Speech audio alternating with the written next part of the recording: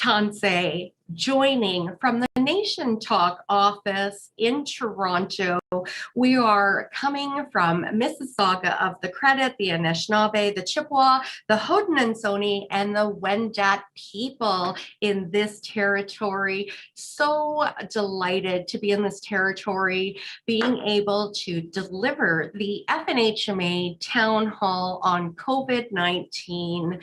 And thank you to everybody who is tuning in, listening to their radio stations, watching on all of our live streams. Thank you for having us into your nations across Turtle Island. We certainly appreciate that you are getting your credible, reliable, and of course, relevant information on COVID-19 and what's happening across Turtle Island. So I do want to acknowledge that we're going to take a little bit of a pause after this town hall, and we will be back in a couple of weeks. And we're so delighted to share with you today that we are being picked up by APTN. So we will be broadcasting on the APTN channel in April when we come back for hopefully our last season. But we do want to recognize that information is still being shared here, and we will go from mid-April to the end of June. And again, hopefully that's the last one, and that we don't have to be sharing information on COVID-19 after that. But fingers crossed, you just never know what's going to be happening in the upcoming couple of months. I also want to share with you that I felt like I had a full square on bingo on Sunday, because guess what? I got vaccinated. Yay! I'm so happy, and everyone's asking, how did it feel? Do you have any reactions? I have no reactions to the vaccine. I had the Pfizer shot, and a big thank you to all the hardworking folks at the Wabano Indigenous Health Center in Ottawa who are ensuring that Indigenous people are getting vaccinated in Ottawa. And I did share with our radio partner, NCI, this morning. They said, well, did it hurt? And I said, well, you know how aunties laugh really loud and sometimes they'll smack you in the arm because they're laughing so hard? I said, it didn't even hurt that bad. So an auntie's little on my arm, that was, just how the vaccine felt. Just a tiny bit of uncomfort. And then you were like, oh, well, this is good. And while I'm still going to be diligent about wearing a mask, washing my hands, staying 6 feet away from everybody, because not everybody is protected with immunization just quite yet, I do encourage you to do your research on if this is a choice for you. But I am so delighted to have had the privilege and opportunity of being vaccinated. And we're happy to report that every staff member at the First Nations Health Managers Association who is eligible for a vaccine has also made the choice to be great, vaccinate. There's our hashtag for today, be great, vaccinate. So please join us in protecting you and others with vaccines. So with that being said, I do want to get to the all-women panel today. Yay! So exciting to see all these bright faces and lovely voices on this last town hall of March. We are welcoming back all the ladies today who have already been on the show a couple of times. We have Pamela Wolf-Roberge coming from Indigenous Services Canada. We also have Kim Daly to geek out on the vaccines with us all. Hi, Kim.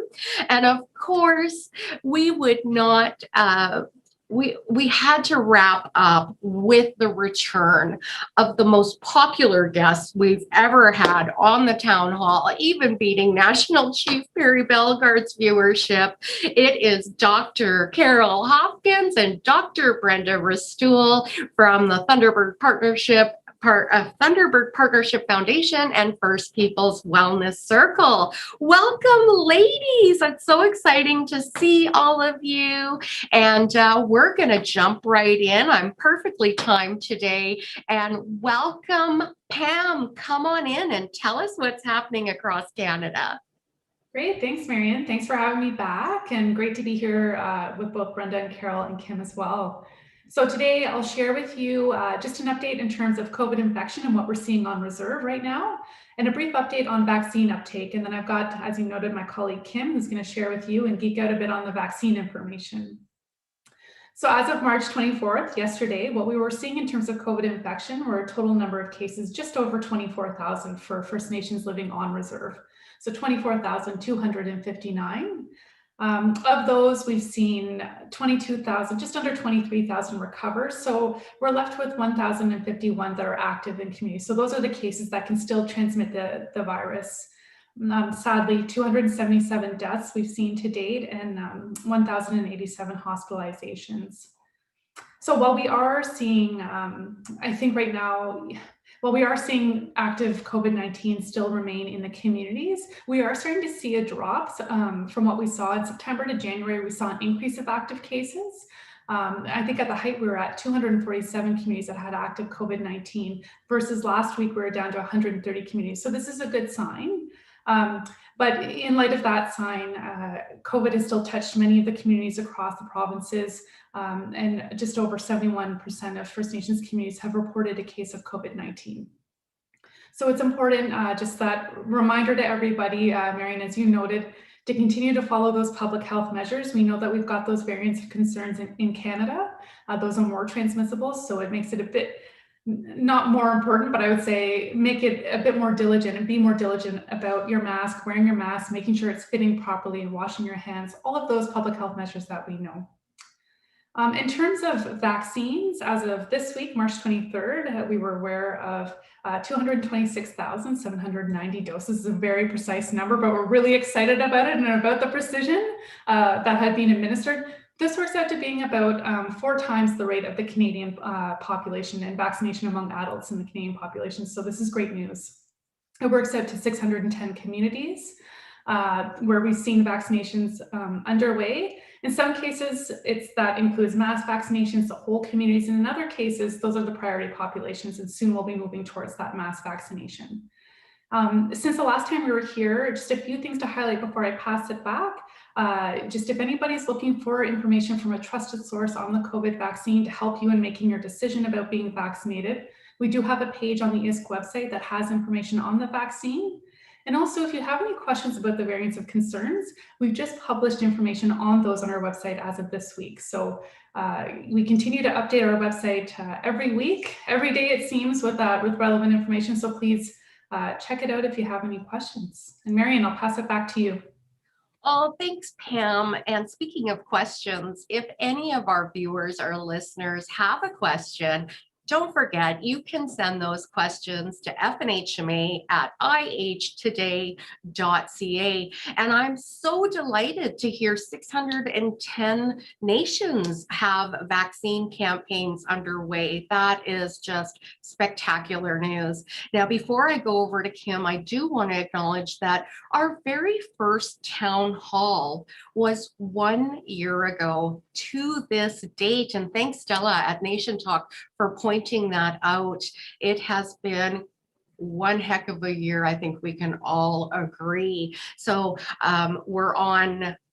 we are on town hall number 37 today in the last year. So again, thank you all for watching and listening and getting your information here. Now to continue geeking out, I know, I just laugh because I get so excited about the vaccine updates and where we're at and breaking it down. And I know another fellow geek, come on in, Red, Kim Daly, who leads our vaccine working group. So come on in, Kim. Thanks so much, Marion. Was really delighted when I learned that you did get your vaccine, and the nerd in me looked closely to see which vaccine, where you got it. And that's just for my own little information graphic that I like to have here. Of course, the conversation has shifted so much since the first time I came. Those mRNA vaccines, everybody was nervous about them. And now it's shifting to, I think we have this like a click and pick, like people really want to pick a certain vaccine. And we're really encouraging people to understand what's that doing to the system and to try and make an informed decision. What's the right vaccine for you? The one that's available when your time has come to get your vaccine. So I want to encourage people to continue to inform themselves regarding that. The good news we have today, I have a little bit of good news, a little bit of news too. So let's do a little geeking out here. So Moderna and Pfizer, you know what? The shipments have been really ramping up. You've heard it called the big lift. I don't know what that refers to, but somebody said it and it stuck. So ramping up supply chain is doing this word called, we never use this in the hospital, but it's called stabilizing. As soon as you say that, something happens. But this has really been stabilizing. That came with Pfizer not having to do this ultra low temp anymore. So that was really good news. It's also stabilizing as we move those doses a little further apart, because then that frees up more doses. So that's all good news. I'm going to put a pause there. I'm going to talk to you about the doses being moved further apart for people who have questions about that. But right now, that's what's leading to it. And generally, and I'm going to speak very generally, because if you're watching a lot of media, there's a lot of focus on the negative, but really provinces and territories appear to be doing really good. It's pretty smooth with getting things out. And I know, Marion, when you spoke to your experience, it was really good at the Wabano Center. I've heard people have some glitches with booking things, but almost everything, if you've ever bought concert tickets, which this is the biggest concert of your life, it does take some persistence to get in there and do that. If you have older people who are trying to book, that's your role there, guys, is to get in there and help them with that. That's what we can do to help get people vaccinated. I feel very strongly about that. They are trying to do electronic, but you can go and help people who might struggle with that. Really, more good news is, remember that 6th dose that I was telling you about that really, maybe to you guys doesn't mean a lot, but it is quite a bit more vaccine available. We have found out that there is a 99% success rate in getting that. Okay, here's the caveat. Here's a little meh news, is that it takes a little longer to get that. So really be patient with that. When we're doing our vaccine planning, we're really trying to give the room. We don't want to increase any, chance of errors if you're rushing through. So it takes a little longer, but 99% success rate if you're using those low dose syringes. And we have been able to provide those along with provinces and territories. So that's really excellent news. Now I'm going to move to that vaccine that people can't stop talking about, Covishield and AstraZeneca. So we're really using those interchangeably. They're very similar vaccines, but different manufacturers. So it's been highlighted this week that there's different stability on, whether you can pre-draw syringes. So we'll pay attention more to that.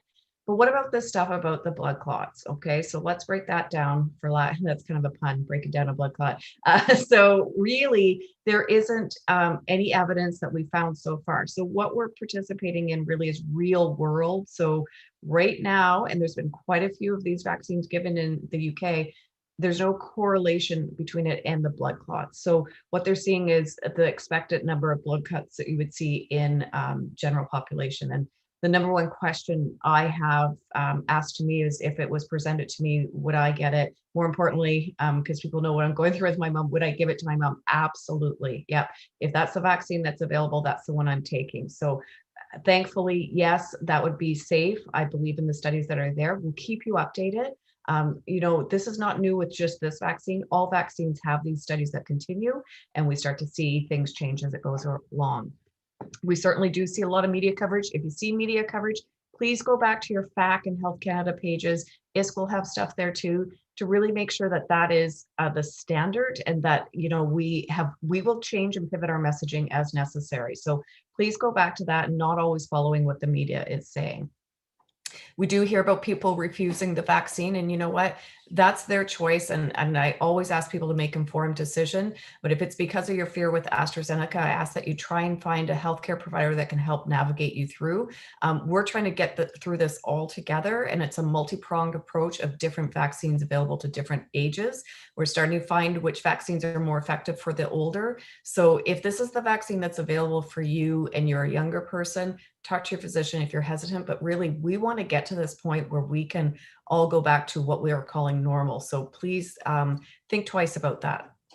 What about this Johnson & Johnson vaccine that I hear people holding out for because it's one dose?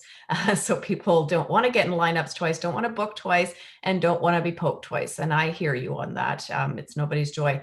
But that is not scheduled to come till June. We don't have any actual dates. So again, if you're called before that, I ask you to consider what that delay will mean and the unknown of that. So we're really trying to move through a logistic crazy train of trying to get everybody through. And when people delay and move on, hoping for a better vaccine, this does impact it. So again, I'll let you make that decision for yourself, but consider what you're doing for us as a society. So 85% effective right now is Johnson & Johnson.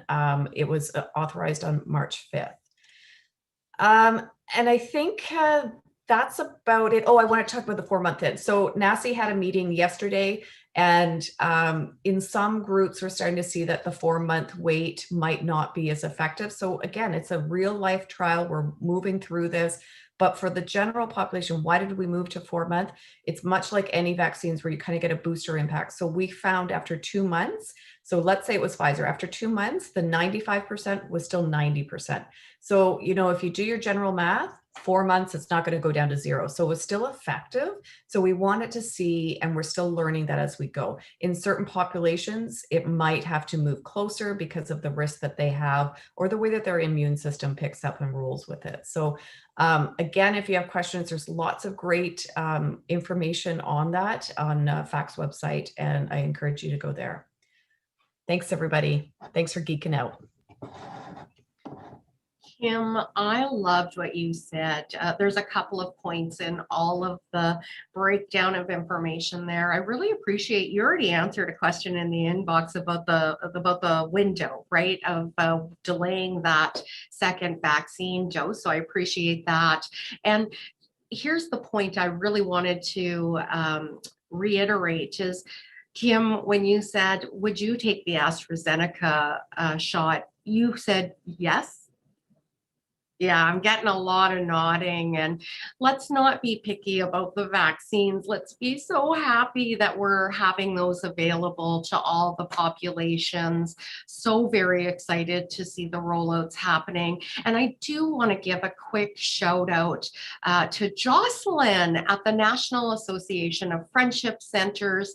Jocelyn, thanks for being a tireless advocate at the vaccine working group for all the urban Indigenous peoples too. So we really appreciate your work, Jocelyn, another First Nation woman leading. Of course, we're seeing women in leadership all throughout this pandemic, and today is no different. So very exciting to have all of that going on.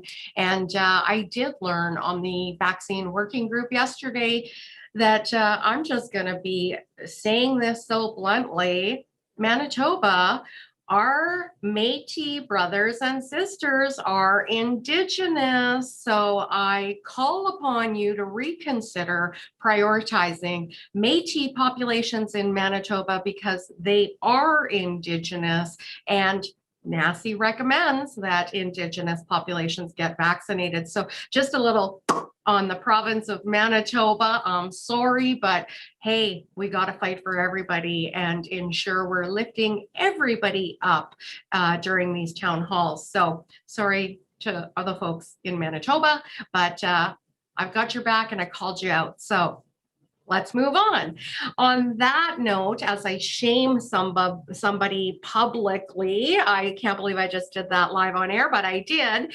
And now we're going to switch from transition over to talking about stigma. My goodness, not blaming and shaming people like I just publicly did. I apologize, but it had to be said. I want to welcome into the dialogue Dr. Carol Hopkins from the Thunderbird Partnership Foundation. Carol, come on in. Wewena bonjour. No jamin dishnakas gaye maing ganadodem. Lani Lenape Kwayandel, Lenape King and Donjaba. So I am Carol Hopkins. I'm from the Delaware Nation at Moravian Town, which is where I'm joining you from today. And I am from the Wolf Clan. Thank you very much, Marion, for the invitation to participate once again. I too have had my first shot. I'm waiting for the second one. I want to join the chorus and encourage all of you to do your research, have conversations, consider getting the vaccination, and don't let fear hold you back. And fear is a natural emotion that the Creator gave to us. We all experience fear. And fear is an emotion that was designed by the Creator, Great Spirit, to keep us safe.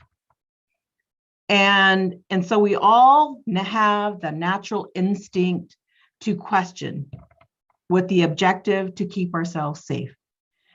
But while you're thinking about the vaccine and how does it keep you safe or what are the risks, one of our values as First Nations people is the value for relationships with others. And so not only do we have to think about our safety, but it is absolutely necessary that we think from our worldview, which says we have an obligation to the relationships around us, and that we have a responsibility to ensure safety of all. Why are we doing that? Because we want to ensure our future as a people. We want to ensure that our elders stay with us to ensure that they're passing on that knowledge and that all have access to that knowledge. That's just one piece. But I encourage you, as you're thinking about safety and negotiating that natural emotion of fear, that you think about the safety of your future, but the safety of all, your family, your community, all of those you have relationships with in your work environment. That's naturally who we are. I'm just giving you a reminder to draw on those values and the importance of the relationships that you hold dear to your heart. On the element of stigma, stigma is so important because Marian, you mentioned that stigma is when we shame or we blame, but sometimes we're not even aware of the stigma that we have. And so stigma is also a negative way of thinking. It's an attitude that we have about other people. And so there has been, unfortunately, because we don't know a lot, or we tend to listen to what people are talking about or what we hear in the news, that is not always the full story. We have to go and find out the rest of the story to help us shape our thinking. But that thinking can have serious impact on other people. So the thinking that people who have had COVID are unsafe to be around. We don't want to share space with people who have had COVID. So they go through a period of time where they definitely have to isolate, they have to be careful. But contracting COVID, we cannot assume that that's a fault or that there's something morally wrong with their character, that their behavior is problematic. I'm going to jump in. I don't know if it was just me or did we lose Carol's audio for a second? I'm still here. Give me I hear you perfectly now. Okay. Sorry, Carol. Continue on. My apologies. Thank you, Marian. I was talking about the importance of not shaming and blaming people when they contract COVID. That negative way of thinking does something to our relationships, and it certainly impacts people who have contracted COVID and have recovered from COVID. We don't want to punish people because they have recovered from an infection. Instead, we want to lift them up and congratulate them, encourage them to maintain their wellness, and support them in educating other people about that experience of living through COVID. That's one way of addressing stigma. But there is also a larger issue in this country, and that's the stigma related to people who live with trauma experiences, people who use drugs. We have lots of negative opinions about people who use drugs, unfortunately. And stigma means that we're not even thinking about them in some cases about vaccination. Their immune systems are potentially diminished because of drug use. Maybe they don't have access to services that could help them address the substance use issues. And I want to give a shout out to treatment centers, First Nations treatment centers across the country, who have been doing phenomenal work in ensuring that people have access to services, either through virtual services or opening up their environments in a reduced capacity, but ensuring that there are services. Despite not having potentially all of the staff available, concerns for their families, but they're doing something to reach communities. What we need more of, we need more attention to ensure that people who are living with challenges related to substance use are not impacted by stigma, meaning they're not being able or they don't have access to services. How can we create services for them? How can we lessen the stigma of people who use drugs? Remember that they're First Nations first. So change your thinking is one way of reducing stigma. Remember that people who have contracted COVID or people who are using drugs or substances, that they are First Nations people first. Changing the way we think, followed by changing the language that we use.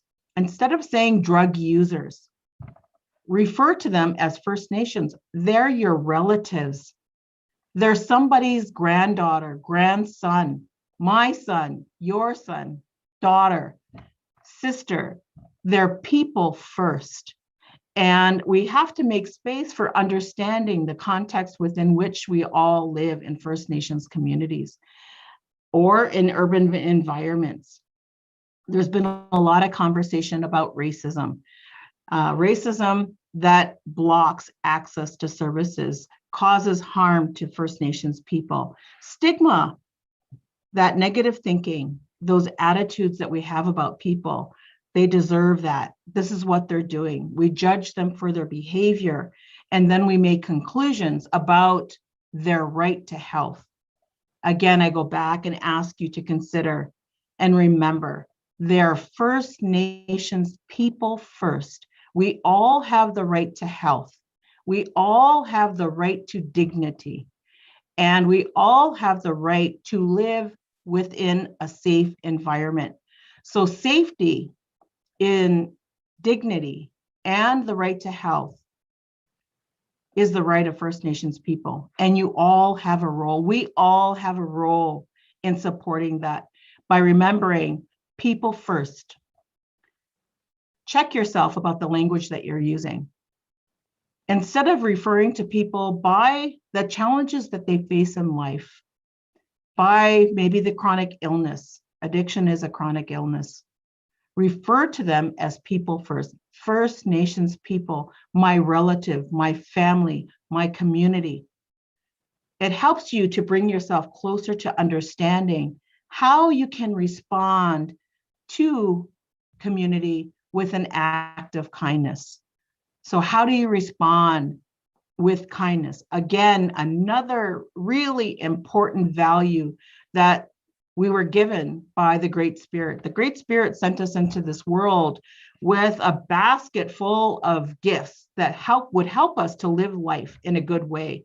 Kindness is one of them. In the word Anishinaabe is the teaching of kindness.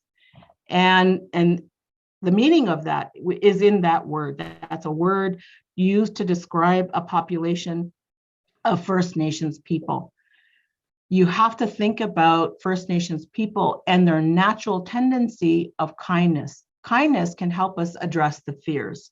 So if I wasn't so afraid for my own safety, what would I do? Think about someone you care about a lot. If I care a lot about someone in my family or in my community, I'm more likely to pick up the phone or to have a socially distant conversation with them and check in. How are you doing? What do you need? If you think about people that you are afraid of, for your own safety, for lots of different reasons, you can have that same conversation.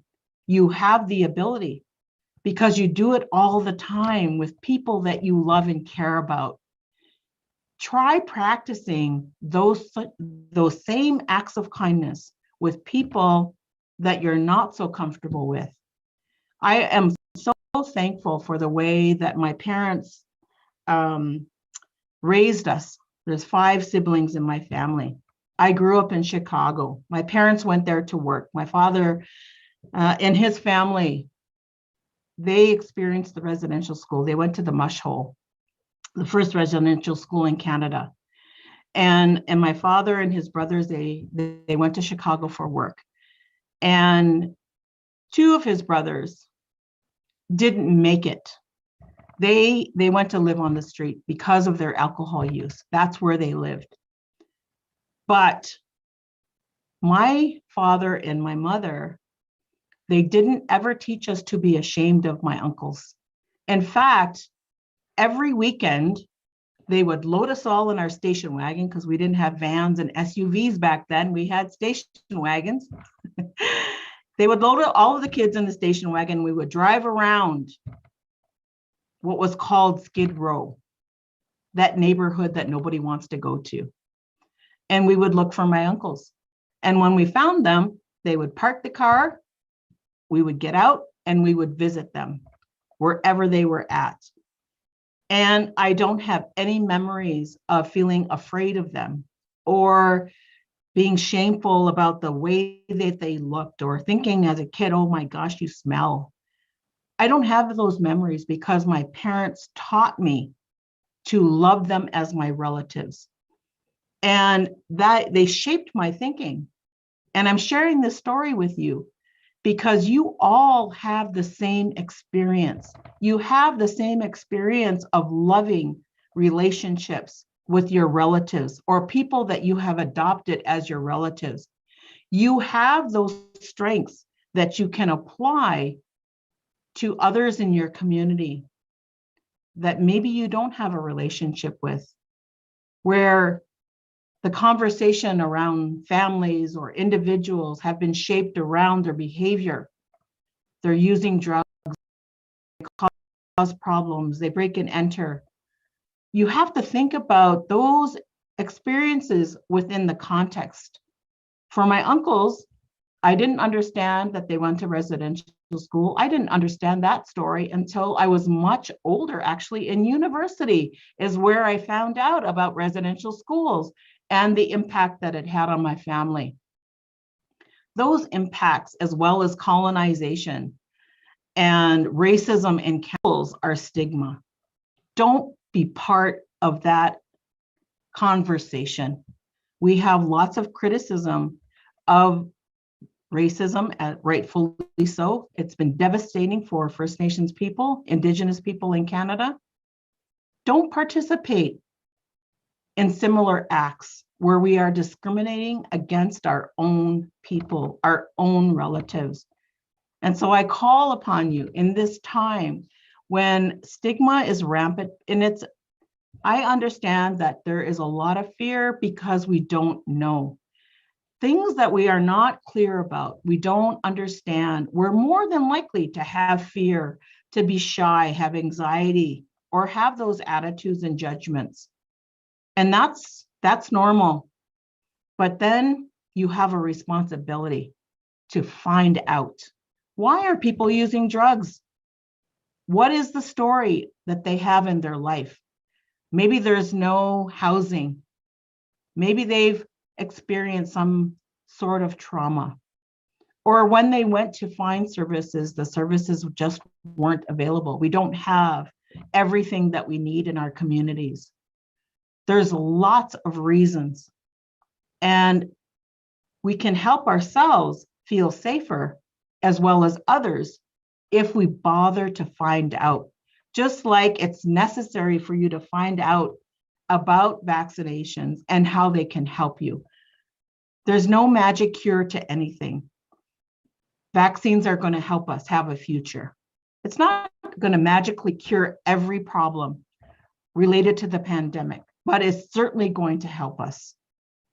Changing our attitudes and the way we think and the language that we use to refer to people who are challenged with substance use, addiction, we can refer to them as our relatives first.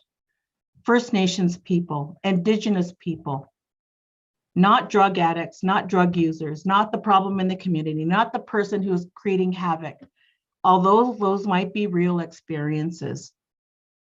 When we connect to people based on their reality that they're human beings and they have a story that goes along with their life, we're more inclined to act in a way that demonstrates kindness.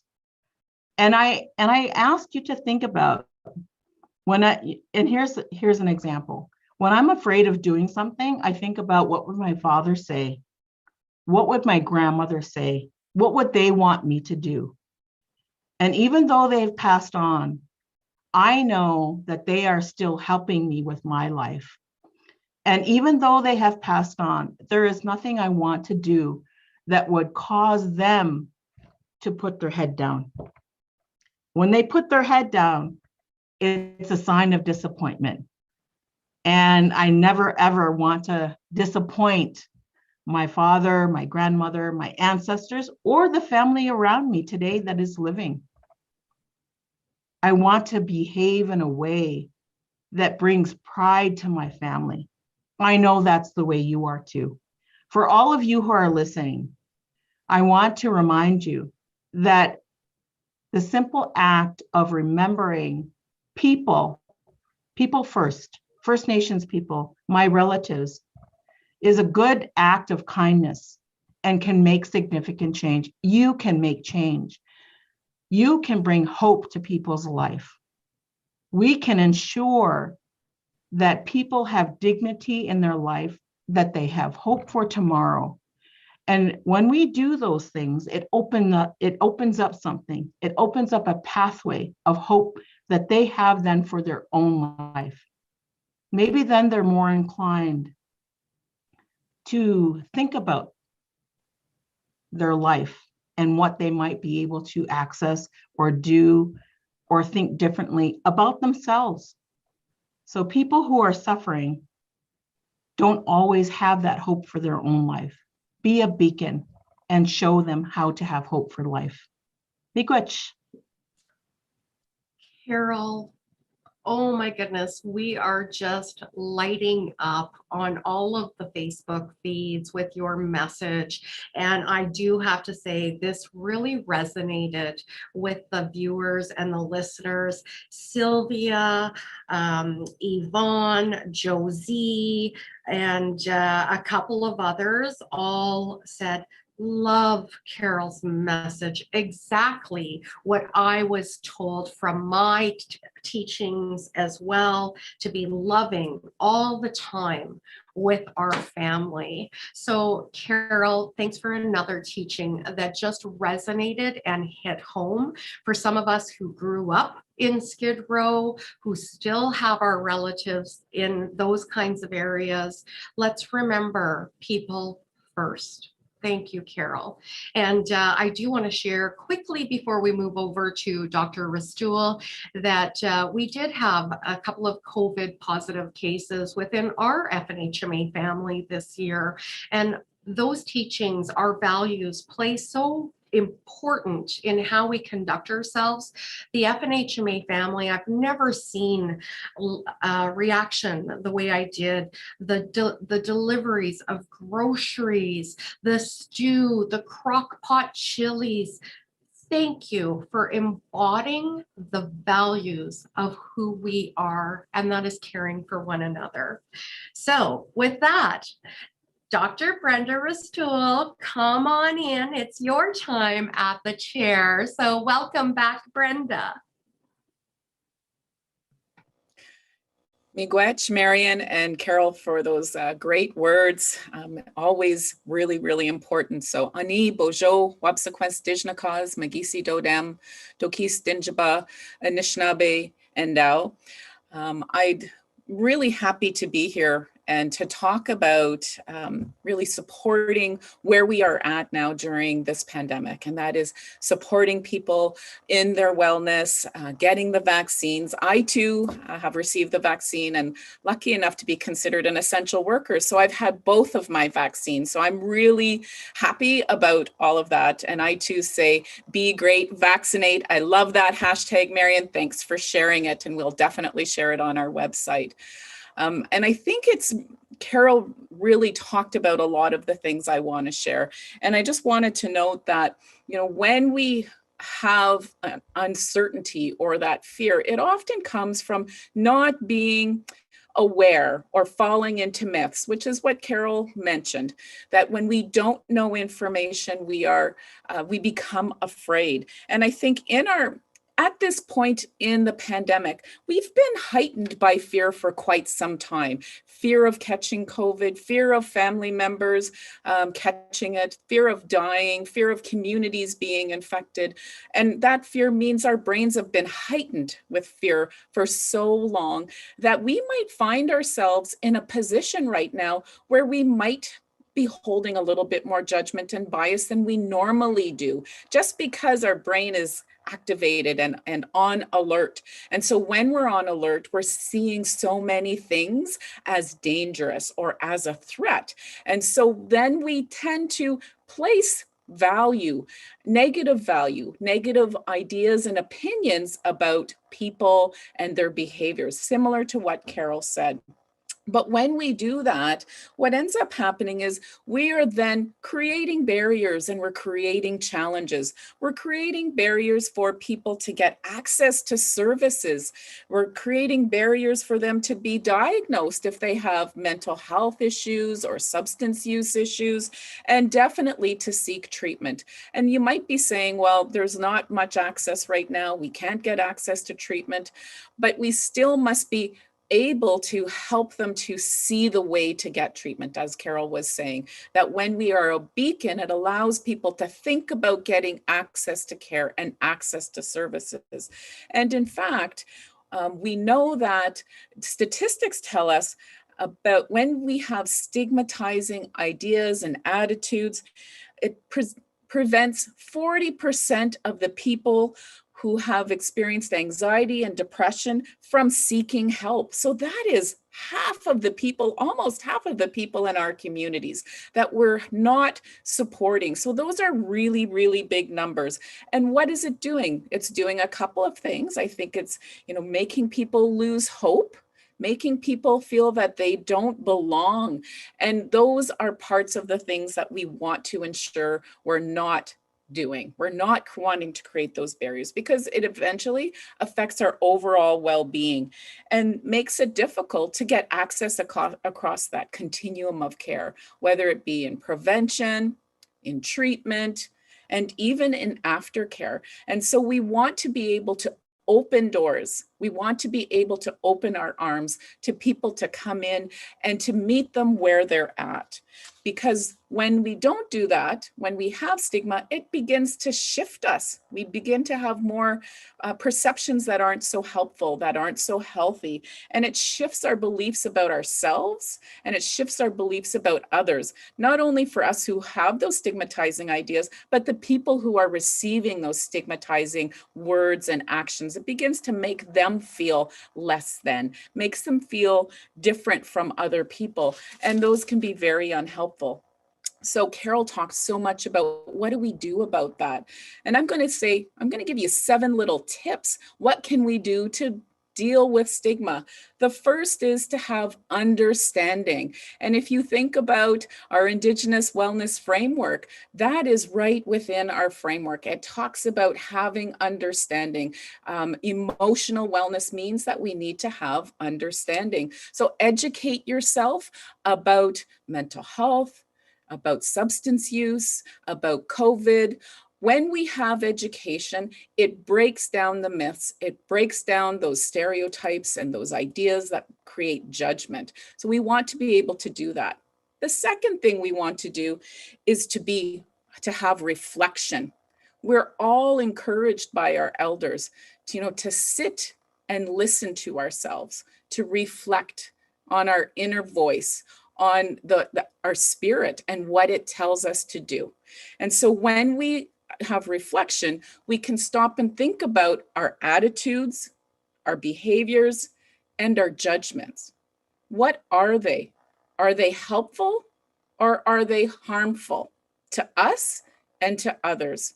So sitting in reflection, whether that's in ceremony, on the land, by the water, wherever you are, sit in reflection and think about what that spirit is telling you, what those ancestors are telling you. Like Carol said, are we disappointing those people in our ancestors? The third thing, and this is Carol talked a lot about, kindness. Have kindness. Choose your words and behaviors carefully. When we think about our language and putting people first, by thinking about them, as Carol said, as First Nations people, as relatives, as aunties, uncles, sisters, granddaughters, grandsons, cousins, it changes the way we look at people. So acting from the point of kindness can really help reduce the stigma. The fourth one is thinking about transmission. We often think about how do we transmit knowledge. This is a moment to think about how are we transmitting knowledge to those that are younger than us, that we are modeling behaviors for. What are we doing in our behaviors and our actions? What are we telling our children and our grandchildren? We want to be able to reflect those values of kindness and caring and love and respect. And so think about, what are we transmitting? What are we putting out in the world? You know, I think we've often been told what we put out, we get back. So are we putting out positive, loving, caring notions and ideas that can come back to us and come back to our families? So think about sharing our knowledge that we gathered when we were getting understanding. Think about making sure we're sharing good, honest facts, that we are sharing positive attitudes and values, and challenging myths. So being brave enough to say, actually, what you're saying is a myth. It's a stereotype. It's not accurate. That's not who we are as a people. That's not who you are as a person. That's not who our family is. That's not what our community does. So be brave and courageous and challenge them when we're faced with them. Number 5, strengths. Our culture tells us that we must rely on our strengths, that we are a resilient people, and that we have gifts and we can use our strengths to improve and enhance our well-being, and that we have all of the knowledge within ourselves and in our teachings to be able to be well. And so that means we need to be able to identify in those who are struggling their gifts and their strengths and their resiliency. Because when we can do that, we help them change their perceptions of themselves. When we say, I see how hard you're trying. I see how much you're interested in caring for your grandparents because you don't go to their home when you're using, or that you're so caring that even when you're struggling, you want to be helpful and you go cut wood or you shovel driveways. Recognize the things that they are doing to contribute to the wellness of the community, because even in their struggles, they want to support and help others, and they want to belong. The 6th thing is respect. That was one thing that I was taught a lot of, was having respect. And so when I grew up in our community, we referred to people as Mr. and Mrs. Andrew, Mr. and Mrs. Angus, because they were the knowledge keepers. They were the elders in our community. And so having respect means that we need to support people with respectful words, respectful behaviors, by giving them dignity. Carol talked about dignity. Give them a sense of dignity in how they are living and where they want to live their life. Because if we stop and ask them questions, they're going to tell you they don't want to live the way they are living. They are going to say that they would like a healthier life, better relationships, all of those things. And so when we give them dignity, we allow them to see that hope for living life in a better way that they envision and dream about for themselves. So that means offering support and encouragement, whether that is going to them and offering them something to eat, or offering them an ear, a blanket, a coat, whatever it is that they need, meeting them where they're at with what they need in that moment. And the seventh thing is inclusivity or belonging, making sure everybody feels that they belong. So help that person to feel that they are a part of that family, a part of the community, a part of the clan, our kins, that they are our relatives. Make sure that they recognize they have a right to services, and that our responsibility is to help them find those services when they want them, and whichever ones they are asking for in that moment, even if it is about food and not about dealing with their addictions or their mental health issues.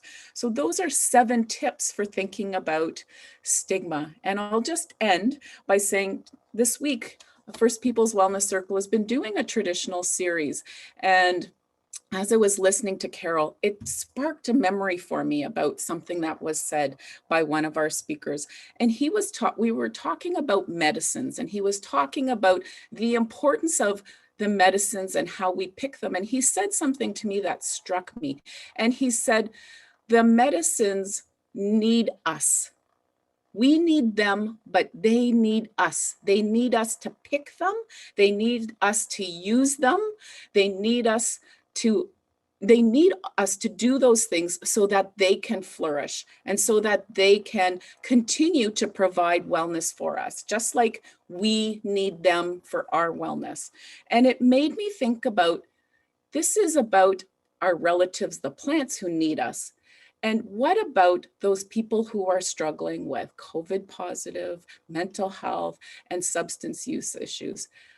We need them, just like they need us. And so we need to be able to help pick all of those gifts that they have and support those gifts to lift up their gifts, because we need them in our communities. We need them to give us teachings. We need them to give us hope. We need them to tell us that they matter and that their voice is important, and that they have experiences that can elevate all of us to the next level of well-being. Because without them, we can't move forward. None of us can move forward. We all have to move forward together. And so it just made me realize that it's about sharing the ability to hold each other up, about relationships. We need to create relationships with them, but more importantly, we need their relationship to us. And so stigma means we have to put down those attitudes and values and pick up the relationships and ensure that they can help us in our wellness, because they have much to share and to teach. And so let's all be those plants and hold each other.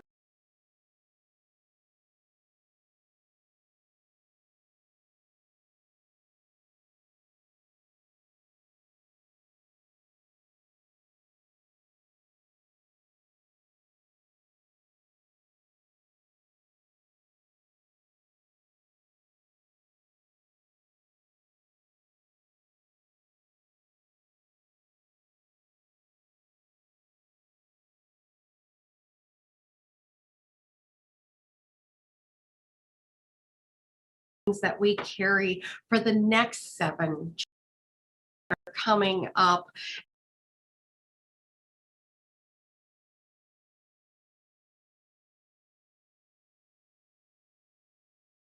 Folks, you belong, you have meaning, you have purpose. So let's be hopeful together. I just love that. And I steal that from the First Nations Continuum framework framework, sorry, those 4 pillars, and I just love that. Brenda, I know you're undertaking a huge campaign right now in partnership with Thunderbird Partnership Foundation and the First Nations Health Managers. You just want to give people a heads up. Stay tuned for all of the wonderful messages that are going to be coming from First Peoples Wellness Circle. Brenda, did you want to add 30 seconds on that piece, or? Thanks, Marion. I almost forgot to note that. I really appreciate it. This is something that we're not doing alone. As Marion said, this is with the First Nations Health Managers Association and Thunderbird. Together, the 3 of us are looking to put out some messages around anti-stigma to reduce the stigma about COVID positive, mental health, and addiction. So people who are struggling with mental health needs and substance use has increased during this time because of those fears, those judgments. And we want to help remind people in our communities about those values that we've talked about that they have around relationships and kindness and respect. And so we're going to be putting out some messages from those places to support people, to let them know that there is hope and belonging and meaning and purpose, and that we all can contribute to everybody's wellness. I love that. Talk about leadership in action and really putting the partners at the forefront, individuals that we have the reach and can touch. I really appreciate that. I am going to give a final comment for Pam and Kim. If there's anything you wanted to just wrap with, Pam or Kim, I know Kim's going to be like, be great, vaccinate, be great, vaccinate. So if there was a final thought, ladies, now's your time to come on, because you've answered everything that's been in the inbox. Yay, it's like we scripted this. So Kim, a final thought? And Kim's just unmuting. Go ahead. Sorry. Yeah. Just, as you go forward, find those places where you have trusted information. I think that's the most important part of this, is make sure you're getting your information from a trusted source who has your best interests in place. So and be great, vaccinate. Yes. Thank you, Kim. Pam, a final comment? Nothing from me, Marion, other than just thanking you for having me here today and looking forward to coming back and, sharing information on vaccination and where we're at. So thank you. I love it, ladies. So everyone, don't forget, we're taking a tiny bit of a break, a 2-week window just to rest, recuperate, re-energize, and get some new great messages on the FNHMA town halls. So stay tuned for where you can see us again. Thank you so much to APTN. We love that we're going to be on TV on Saturdays at 5 o'clock in the new season. And a huge thank you to Micmac Malice Native News in Nova Scotia, The Wolf 95.7 in Fredericton, Nation News in the Belle Province in Montreal, Element FM Toronto and Ottawa, NCIFM I Love You, the morning show. Thanks for hosting us every single Thursday morning to talk about what's coming up. Eagle Feather News in my home province, Saskatchewan, Alberta Native News in Edmonton, CJWE in Calgary, CFWE in Edmonton, CKLB in Yellowknife, Co-op Radio out of Vancouver, APTN, of course, Anishinaabe Nation, and watch for these rebroadcast stations near you. So until we come together again in the middle of April, please remember, you have purpose, you have meaning, and you belong. Let's all be hopeful for a new spring upon us. Stay 6 feet away, continue those public health messages, and be great, vaccinate. So I wish you safety and wellness. And until we see each other again, hi.